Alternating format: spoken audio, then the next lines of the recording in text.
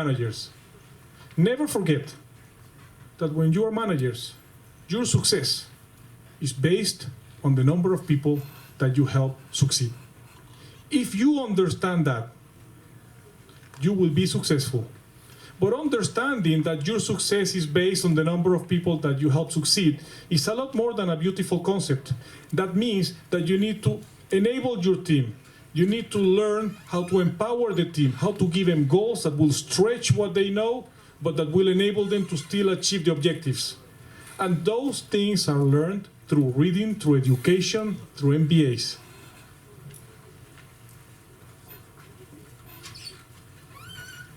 Always over-deliver. Always over-deliver. I cannot stress more the importance of when you're asked to do something, do more. Always. Thank you.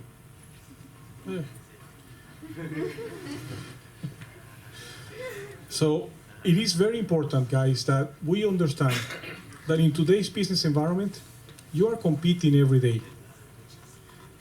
And whoever doesn't understand that is lost. We are competing. Like I said earlier, a lot of you are a lot more brilliant, more connected, more knowledgeable than we possibly were at your age because we didn't have the internet and all those things. So that also brings that competition factor. So you need to stand out. Stand out on everything you do. And that means never stop to deliver more than you're asked. Manage by results, so important.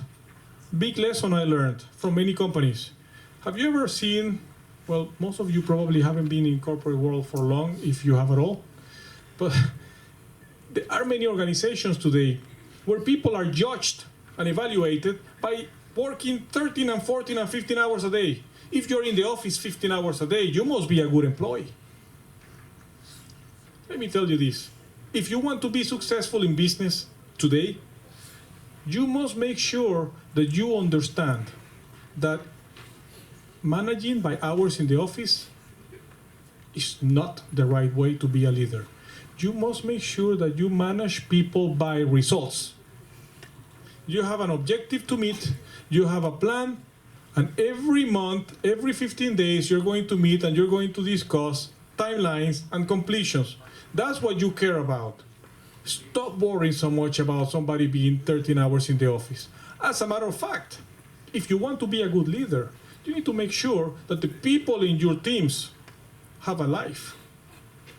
If you think that making slaves and having people working 13 and 14 hours make you a good leader, you are wrong. If people have to constantly work more hours than the normal, two things are either one of two things is happening. Number one, people are inefficient, or number two, you're giving them more than they can handle.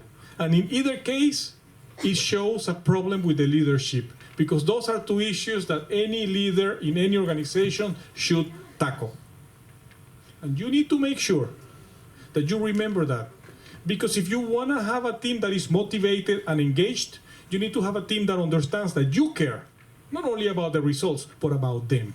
And caring about them means you care about their personal lives, you care about their well-being. Happy employees perform better. Never forget that. And be candid. Be cool. We cannot all be as cool as Mr. Harry here, but we need to be cool. We need to be nice. We need to treat people well. We need to treat people with respect. And we need to always understand or try to understand whatever is under the iceberg. Have anybody here seen the iceberg? I'm sure you have, right? Well, anyways, this is very common because we all talk about it, but rarely people actually practice it. And then again, this is what you learn, you need to practice. Many times you see people behaving in a way that you disagree and you jump to conclusions without understanding everything that is in the bottom part of that iceberg.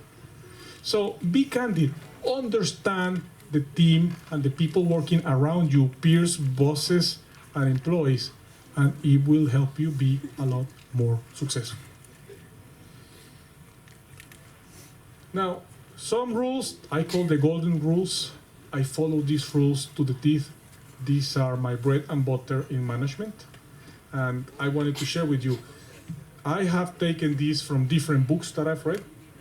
And it's only 4, but I think if you follow, if you understand them and live by them, you will be great leaders. You will grow and you will be great leaders.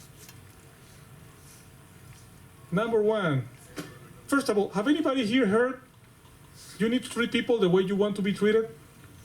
Anybody? Yes? Well, let me tell you, stop that thought. It is wrong. Treat people the way they want to be treated. And not everybody wants to be treated like you. And I will give you an example. When I came here to Malaysia as a manager for Baker Hughes, I hired this lady. Her name is Alvina. Brilliant Malaysian Indian lady. She overperformed in every possible area you can imagine.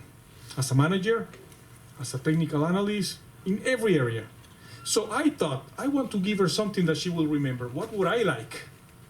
Wow, I like recognition. So I'm going to create a meeting and put her in front and give her a gift and thank her for all the achievements and put him in the background. Because that's what I would love. I did that. And her performance went down. And down after that. And 2 months later, I had a conversation with her. We had a chance to have a trip together to the UK for business. I told her, what's going on? She said, well, Shakib, I don't want to overperform because I don't want something like that to happen again. I'm embarrassed. I don't like it. And I came to realize that by trying to do good, I almost destroyed her career. Because I was trying to treat her the way I want to be treated. But as a leader, the big lesson is you need to treat people the way they want to be treated. Don't forget that. Each person is a different individual with different likes, different motivations, different skills, different strengths, different weaknesses, different wants. Which again makes your job wanting to become leaders a lot more difficult. But if you want to be a leader, this is something that you should never forget.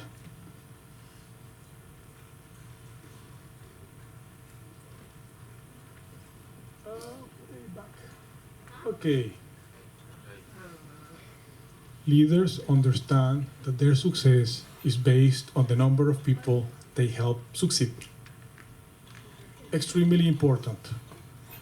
If you don't understand that to help you grow in a company, you need to help your team succeed, you will fail. Today, no manager can succeed without the support of their team. And in order to get the support of the team, they need to like you, they need to respect you for how you treat them, not because of your title. You need to be a true leader. You need to care. You need to make sure you understand how they feel. You need to make sure you understand what motivates them so you don't make the mistake I made. And if you do that, you will be able to have a team that supports you and will do everything you need to be done as a leader because they want to do it. And they want to do it because they're happy, they're motivated, and they like you because they believe you care about them. We are humans, and I'm sorry, but we can speak business all we want, but we all care about people caring about us. Nobody does not like people not caring about our personal interests. So never, never forget that.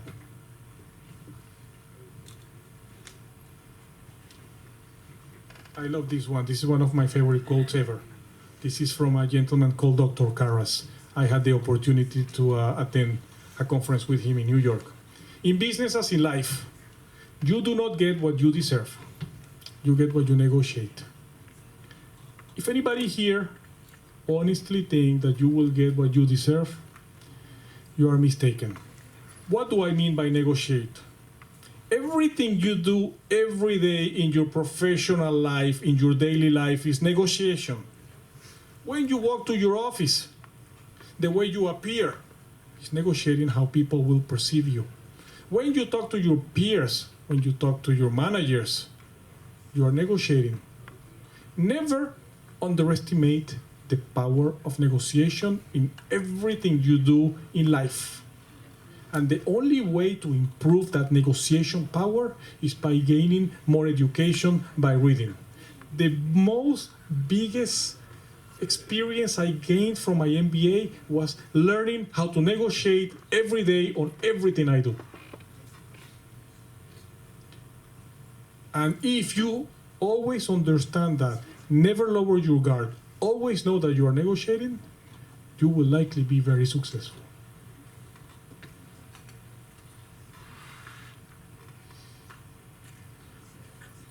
Simple one, but another big challenge that I see often.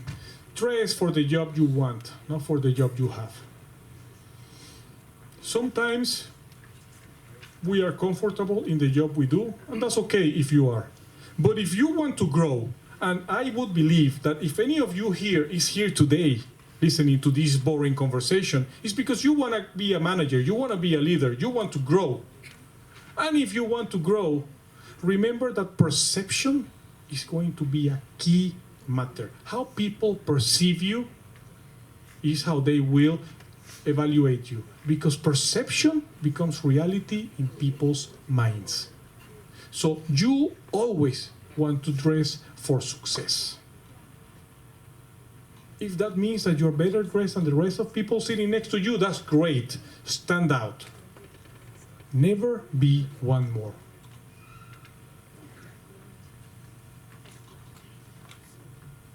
So, let's say that you paid attention to everything I said. You got it. So now you have the tools, hopefully, to get noticed. Hopefully you will all study. Hopefully you will all learn more and focus on these areas. But then once you do that, you will be promoted. Now, when you are promoted, unlike a president that has 100 days, you have 90 days. The first 90 days are going to likely make or break your career.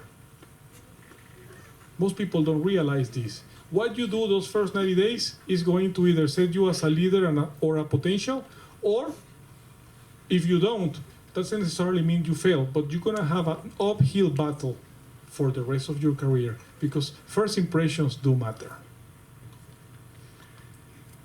So, on the first 90 days, there is something that is called a vicious cycle of transitions and a virtuous cycle of transitions. I'm not gonna get you into too many boring stuff here, but something very important. A vicious cycle of transition is something that we fall a lot when we join a new job. This is because we have inadequate learning. We try to start making decisions without having learned the business properly.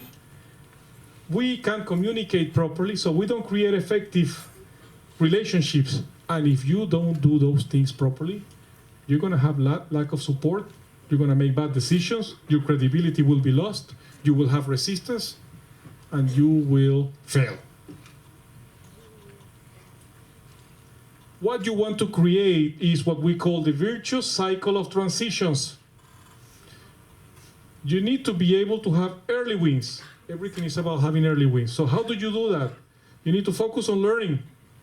Effective relationship building. This comes from proper communication, dressing properly, following everything that I told you, so that you can create decisions based on informed data, and you can get those early wins that will enable you to build alliances, and that will enable you to have those early low-hanging fruit victories that will give you the support that you will need for future more challenging tasks.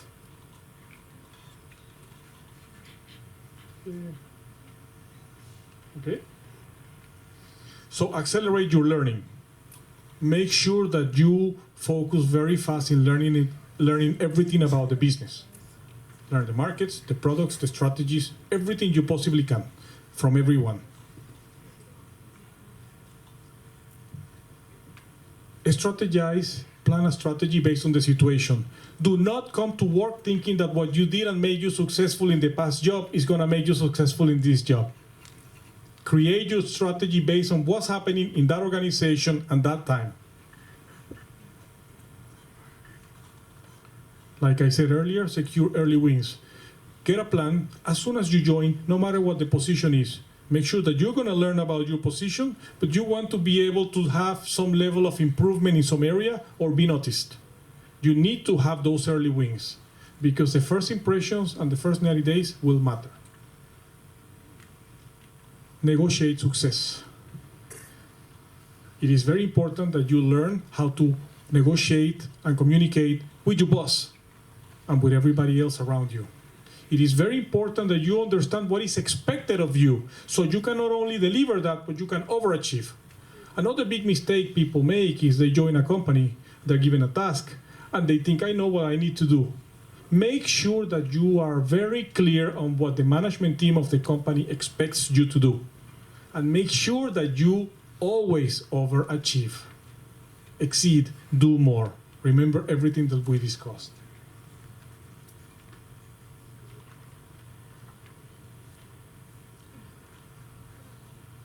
Achieve alignment.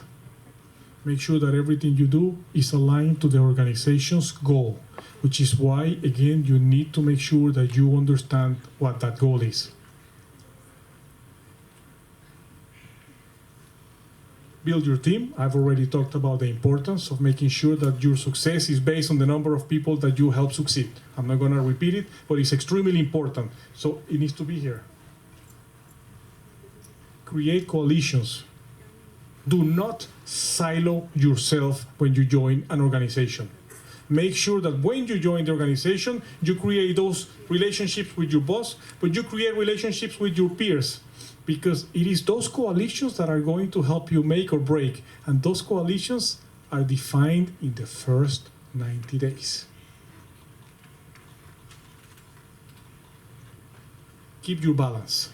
What I mean by that, very simply, is when you change jobs, you're changing jobs, it affects your personal life, many things are happening, sometimes you're moving, sometimes a lot of things. So be very careful and make sure that you are focused and continue to follow every single rule that I gave you to ensure that you make the right decisions. And accelerate everyone. You need to help everyone in the organization, your peers, your employees, your boss. If you have that focus, I promise you that you will be very successful in your career. It sounds like a lot, but this is what it takes. And these rules, what I've given you today, is what sets apart those who succeed from those who don't. Any questions?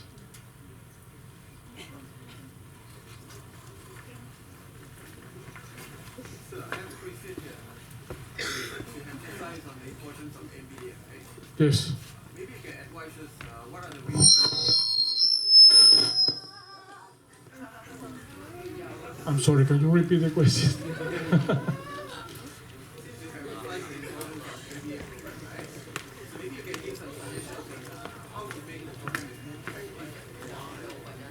Yes, that's a very good question. My MBA, the MBA that I did, was very helpful because it was an MBA very focused on what's happening at work today. So the way to make it effective, in my view, is to make it practical. Proper examples of existing situations so that students learn to resolve those situations and communicate in those situations and react in those situations. So a practical MBA is better than a theoretical MBA, always. So that would be my advice.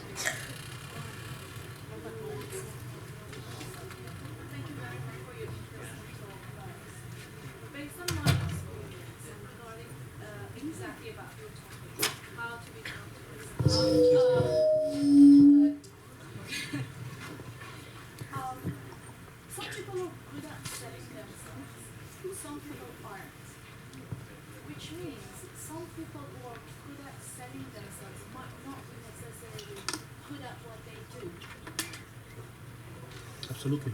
And I have seen that many people who are not good at what they do, but they're good at selling themselves, get to the top of the career ladder quite quickly. And people people who have to work hard and read a lot and learn a lot about their area of knowledge. It takes a long time for them to be noticed.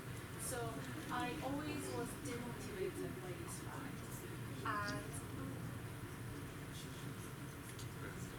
I find it, challenging to be noticed. Why you have those competitors if you want to reach to that stage, as you have those people who already have the skills themselves very Well,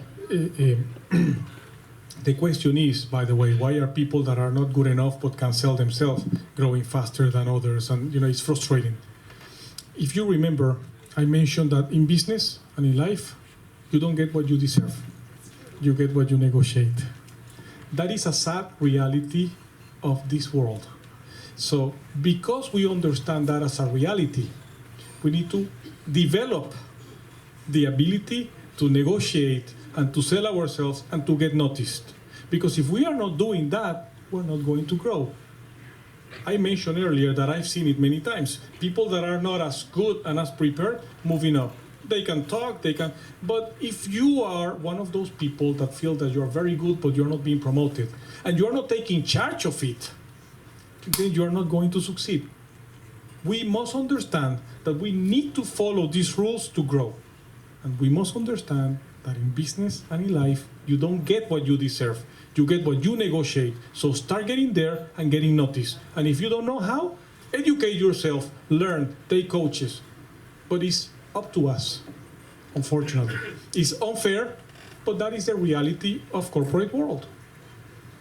And the sooner we understand that, the sooner we will start applying all these rules. So I'm sorry, so due to time constraints, I'm completing the question and answer section. If you have any doubts or any questions, you can discuss with him later.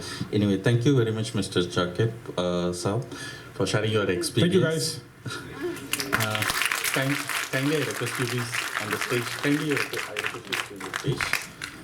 Now, I would request Dr. Cheryl, Managing Director, Masa University, to present a gift as a token of appreciation to Mr. Shakib Abhishab.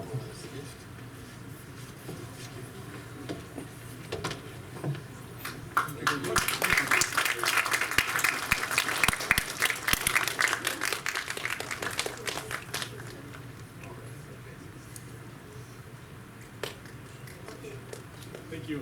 Thank you, guys. Thank you, Dato, and thank you, Mr. Chakib. I request all of you to join the program review at Level 2 Pharmacy Block in PBL rooms at 12:30 p.m. sharp.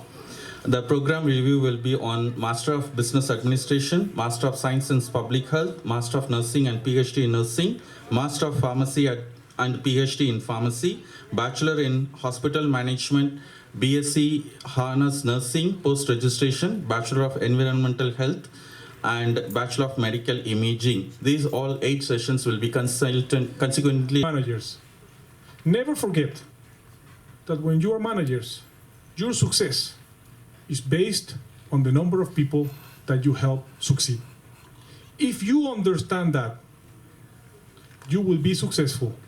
But understanding that your success is based on the number of people that you help succeed is a lot more than a beautiful concept. That means that you need to enable your team.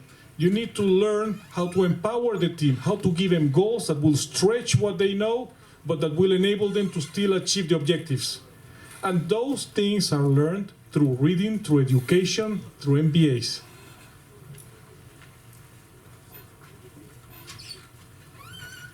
Always over-deliver. Always over-deliver. I cannot stress more the importance of when you're asked to do something, do more. Always. Thank you.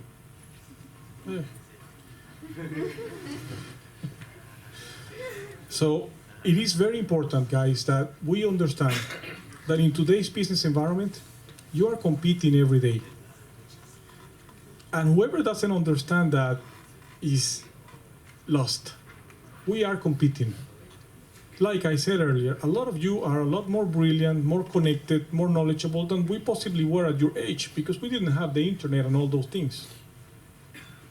So that also brings that competition factor. So you need to stand out. Stand out on everything you do. And that means never stop to deliver more than you're asked. Manage by results, so important. Big lesson I learned from many companies.